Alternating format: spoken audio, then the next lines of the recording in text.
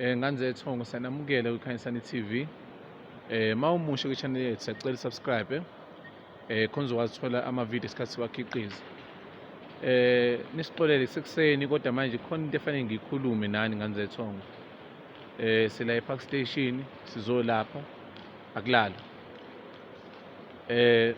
Nganzethongo nini nemimoya ngifuna nazi kuchaza ukuthini. Ngizonithusa kodwa kunjalo. Uchaza ukuthi unenyoka ela eqolo ehlala phansi kuwena. Leyo nyoka leyo kusuke kufanele inyuke ngomgogodla igqobhoze ama-chakras akho iwavule kuze kufike ebuchopheni. Leyo nyoka leyo masifika ebuchopheni iyona ekwazi ukuthi ikuvumele ukwazi ubone uzwe izinto zikamoya. Yingakho uma ufika ephehlweni bebelethisa imbuzi usuke uvuma ukuthi leyo nyoka ufuna i-take over umzimba wakho ukwazi ukubona izinto ezingale ezingaboni. Ingakho beyigwazela emhlane masiyaphinda ukuphuza igazi layo. Ukhumbuleke ukuthi kuleyo nyoka leyo khona abantu abamandawo abangalaphi ngesinguni. So sikhuluma ngomuntu osuke lapha ngesinguni lapha. Indawo alisebenzisi isilwane esinenyawo eziwu-4. Simisa inkukhu isilwane esinenyawo ezimbili. Ingakho isikhathi esiningi bahlabe inkukhu phezu kwamahlombe yomndawo. Uthole masesezibeni uyaguqa ngamadolo.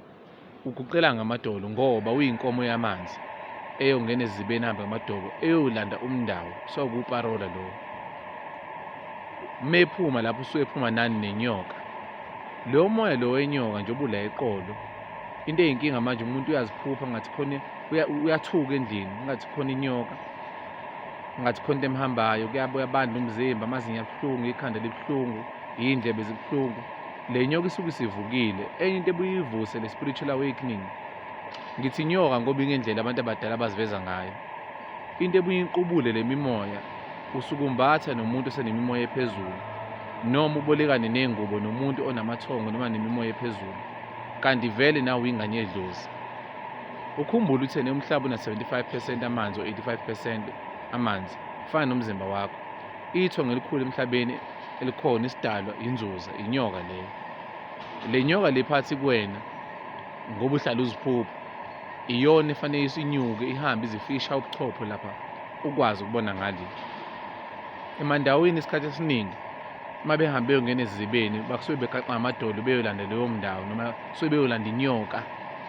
Leyo nyoka iphuma umuntu eseyigaxile kufanele ayibulale ahambe ayohlaba esibayeni isikhumba asifake esigodlweni. Kwesinye isikhathi ubuye ungene emfuleni mawuthi umndawo wazi ngiphuma ngale into engigaxela injeti amandawo laba inkomo zamanzi. Kwesinye isikhathi omunye umuntu kangene emfuleni aphume nayo unomzane kodwa angamboni emahlombe yathi sefika endlini esigodlweni aziveze unomzane. Omunye azithandele esinqeni kodwa angamboni sephuma emfuleni athi sefika esigodlweni ambone unomzane. So kubalekile ukuthi nesunderstand le mimoya silungiselela kanjani. Yebo Nganzethongo lento la eseqolo lakho inyoka ngoba abantu abadala bayazi mabeziveza ngaleyo ndlela ngeke uze ukhohle. Uyangizwa? And manje ke sathi inyuka le nyoka lena iyoshala phezulu kuvuleka iminyango eminingi. Niyangixaka ke mina manithi necha nginesithunywa kuphela mina. Soqhubeka kanjani lesithunywa? Shuthi ngamanye amazwi ngitshela lo moya wale nyoka uzokweqa eminye ama-chakras ufike uthinte lesi sithunywa. Isithunywa siqhubeka ngoba vele sela ebuchopheni umoya ongcwele uyathanda indawo ephezulu. Kodwa ngeke ukwazi ukuthi ubhoboke fully singavulekanga leminye iminyango. Sikunika imithi khona uzoba spiritually aligned nabantu bakini khona uzoba spiritually aligned nemimoya.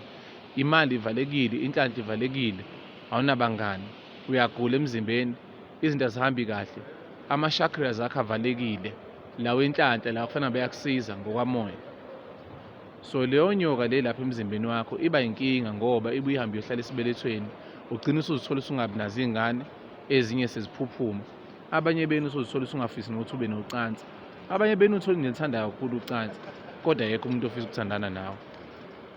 Angifuni kuba mude emakhosi amakhulu. Imimoya le yasekhaya nomoya osingavinayo kukhona inyoka lapha leyo phenomenon uthi yenzeka kanjani uNkulunkulu umdali kuphela owaziyo. So ngiyaphinda nginini labe nithanda ukulapha ngesinguni ngiyazichazela ungazibuza indaba ekubelethisa imbuzi. bafuna leyo moya ukuthi usuke u-take over emzimbeni wakho, ukwazi ukunyuka umgogodla, ukuvulela ilihlo lakamoya. Kwenziwa yini-ke mase usulaphile ngesiNguni ungaboni kahle? Shuthi khona iy'mpande ongazitholile eziphelele zalawa amanye amadlozi asuke evuleleka kulawa